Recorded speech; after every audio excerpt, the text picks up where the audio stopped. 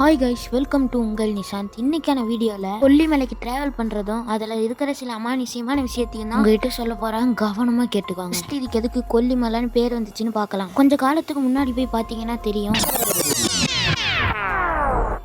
அதாவது இந்த கொல்லிமலையை பில்லி சூனியம் ஏவலுக்காக இருக்கிற மலைன்னு அங்கே இருக்க மக்கள் சொல்லிட்டு இருந்திருக்காங்க.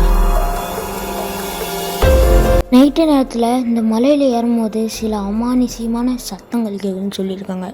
நம்ம இவ்வளோ கஷ்டப்பட்டு ஏறும் போதே நிறைய அமானுஷ்ய விஷயம் நடக்கும். இது மட்டும் இல்லாமல் இந்த கொல்லிமலைக்கு வேட்டைக்கார மலைன்னு ஒரு பேர் இருக்குது. இந்த ஒரு கொல்லிமலையில் எந்த ஒரு வகையான விலங்குகளும் இருக்காதுன்னு சொல்லப்படுது. கடல் மட்டத்துலேருந்து ரொம்பவே ஹைட்டாக இருக்கிறது இந்த கொல்லிமலை. இந்த மலையை நீங்கள் அடையணும்னா சும்மா இல்லைங்க, 70 கொண்டை ஊசி வளைவுகளை நீ கடந்து போயாகணும். அது மட்டும் இல்லாமல் இந்த மலையில் டவரும் கிடைக்காது.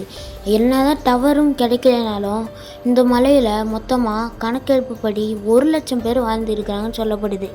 அது மட்டும் இல்லாமல் இந்த மலைக்கு நைட்டு நேரத்தில் போயிடாதீங்க. ஏன்னா போனவங்களோட கதையை தான் இப்போ சொல்ல போகிறேன்.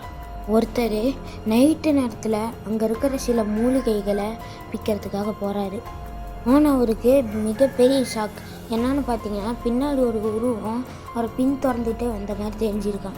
இப்படி ஒரு விஷயம் இந்த மாதிரி நடந்திருக்குன்னு கேட்கும் போதே நம்மளுக்கு இது பொய்யாக தான் தெரியும்.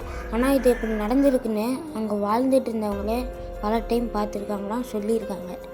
அது மட்டும் இல்லாமல் அந்த மலையில் நிறையா சித்தர்கள்லாம் இருக்கிறாங்கன்னு சொல்கிறாங்க.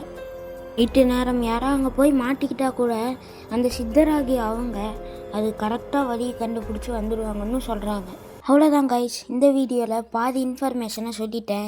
பார்ட் 2 வேணால் பார்ட் 2ன்னு கமெண்ட் பண்ணுங்கள். பார்ட் 2ல் உங்களுக்கு பிரித்து மீதி இருக்கிற விஷயத்தெல்லாம் சொல்கிறேன். அது வரைக்கும் நான் உங்கள் நிஷாந்த். பாய்.